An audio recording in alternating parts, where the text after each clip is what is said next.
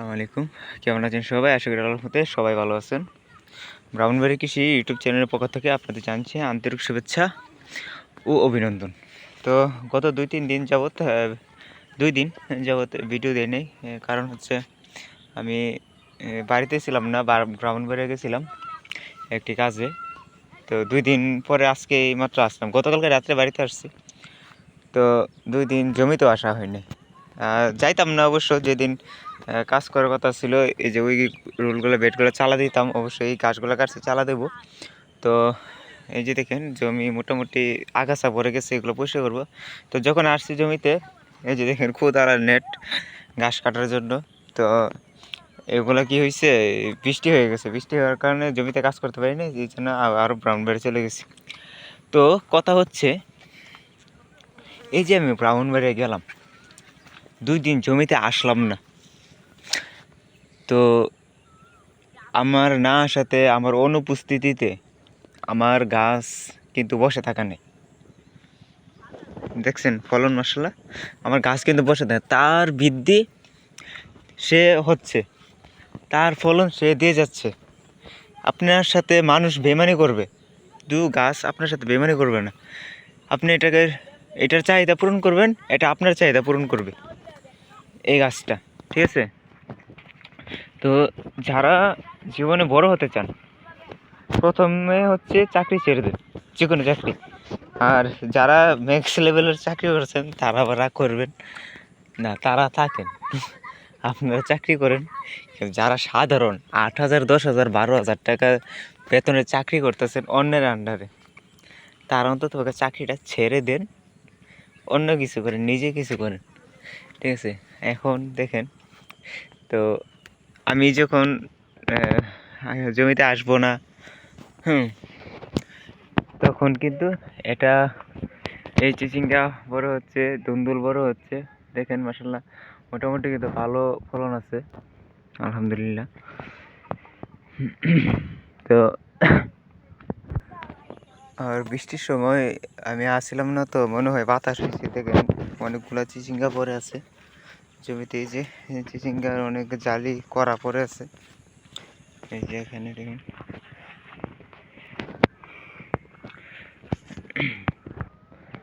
আর নিজে কিছু করার ক্ষেত্রে ইচ্ছা শক্তিটা হচ্ছে বড় জিনিস।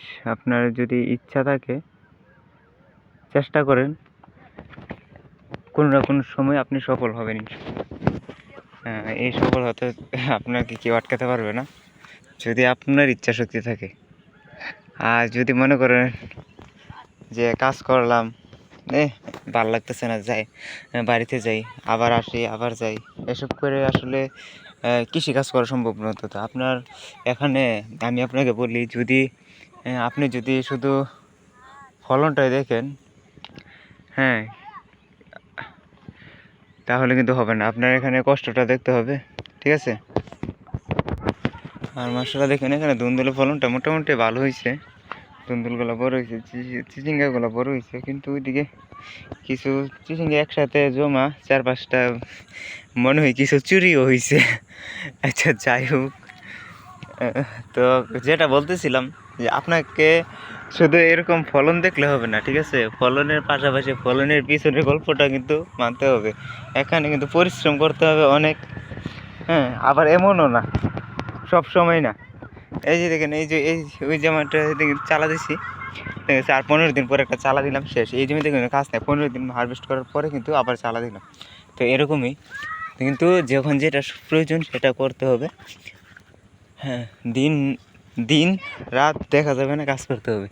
আবার কোনো সময় কাজ ছাড়া শুধু মাল হারভেস্ট করবেন আর টাকা পকেটে নেবেন, এটাই হচ্ছে কৃষি।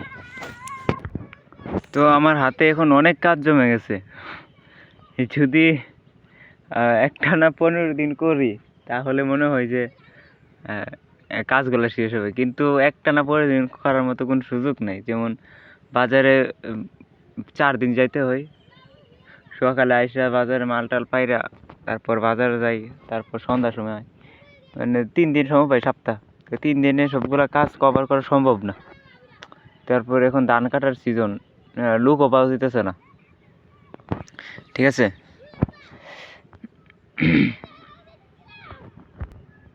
আমার মাথার উপরে দেখেন কতগুলা ভোমরা এই যে পরাগায়ন করতেছে প্রাকৃতিকভাবে, যে অনেকগুলা মনে হচ্ছে মৌমাছির চাক ঘুরতেছে, ভোমরাগুলো এরকম ভাবে আসছে।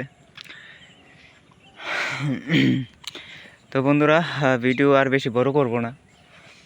কথা হচ্ছে, যারা কৃষিকাজ করতে চান করতে পারেন। আপনাকে প্রথম অবস্থায় অনেক সমস্যার সম্মুখীন হতে হবে। আসলে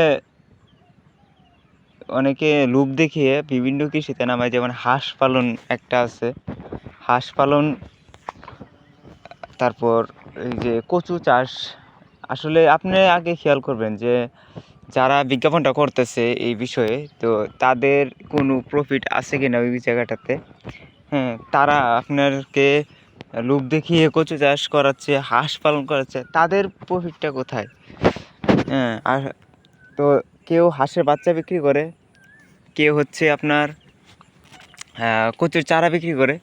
দেখেন, আমি এই যে জমিটাতে দাঁড়িয়ে আছি, এই জমিটাতে আমি কচু চাষ করছিলাম, বুঝছেন?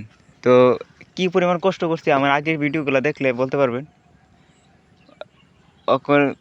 মানে এত কষ্ট করছি, আমার পরিশ্রম বাদে আমার প্রায় 45,000 টাকা আমি মোটরসাইকেল বিক্রি কইরা পর্যন্ত আমি সব টাকা শেষ করছি, বুঝছেন? আমার খরচ বাদ দিয়ে প্রায় 45,000 টাকা খরচ হয়েছে। তো আমার এই জমি থেকে মানে 4,500 টাকার লতেও বিক্রি করতে পারিনি। তারপর ওরা কি বললো যে আমি পরিচর্যা করতে পারিনি, বুঝছেন? তো খারাপ লাগে। এত পরিচর্যা করার পরও আমি পরিচর্যা করতে পারি নাই, আমার জমিতে সমস্যা, এই সমস্যা, এই সমস্যা। তো আসলে এসব নিজে না বুঝে কেউ চাষ করবেন না। কচু চাষ, ঠিক আছে, কচু চাষ হচ্ছে খারাপ তা বলি না, ভালো, কিন্তু উপযুক্ত মাটি লাগে, জমি লাগে, তাহলে কচু চাষটা লাভজনক হয় এবং অভিজ্ঞ লোক লাগে। অভিজ্ঞতা ছাড়া কিছু হয় না, ঠিক আছে। আর এই জমিটাতে আমি নিজের উদ্যোগে এই ফসলা চাষ করছি, আলহামদুলিল্লাহ অনেক আগের চেয়ে অনেক ভালো লাভবান হওয়ার একটা আশা আছে, আশাবাদী।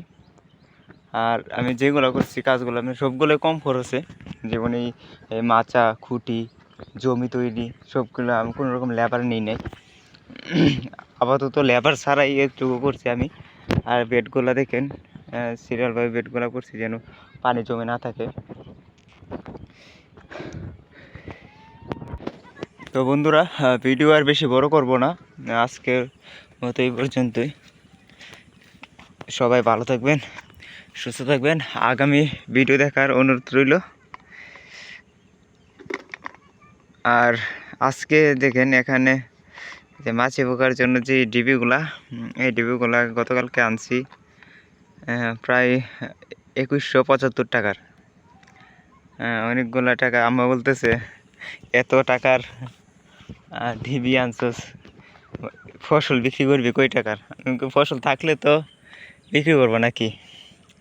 তো যদি ফসলই পোকা নষ্ট করে ফেলে তাহলে আর ফসল পাবো কোথায়, তাই না? বেশিটা কিন্তু এরকমই। আর এইগুলা, এই যে ডিবিগুলা বিক্রি দিব, ভিডিও দিব। তো এগুলো হচ্ছে একদম অর্গানিক, স্বাস্থ্যসম্মত খাবার। যেমন এগুলা দিলে আপনার ওষুধটা এই যে চিচিঙ্গাগুলাতে মাছি পোকাটা আক্রমণ করতে পারে না, এই যে নিচে আটকে যায়, আটকে মারা যায়। মানে কথায় কি, এটার ভিতরে প্রবেশ করলে বাইর হওয়ার মতো প্রসেসটা একটু কম, উল্টা সাইড আর কি, অর্গানিক খাবারটা পাওয়া যায় আর কি। আর যারা ধুন্দুল চাষ করতেছেন তাদের ক্ষেত্রে বলি, এই যে ঝালিগুলো নিচে নামে দিবেন। আর আমার কথা একটু এলোমেলোই, আমি কোনো প্রফেশনাল ইউটিউবার না, আপনারা জানেন। ভিডিও দেওয়ার তেমন একটা ইচ্ছা থাকে না, তারপরে অনেকে আশায় থাকেন যে কারণে ভিডিও দিই।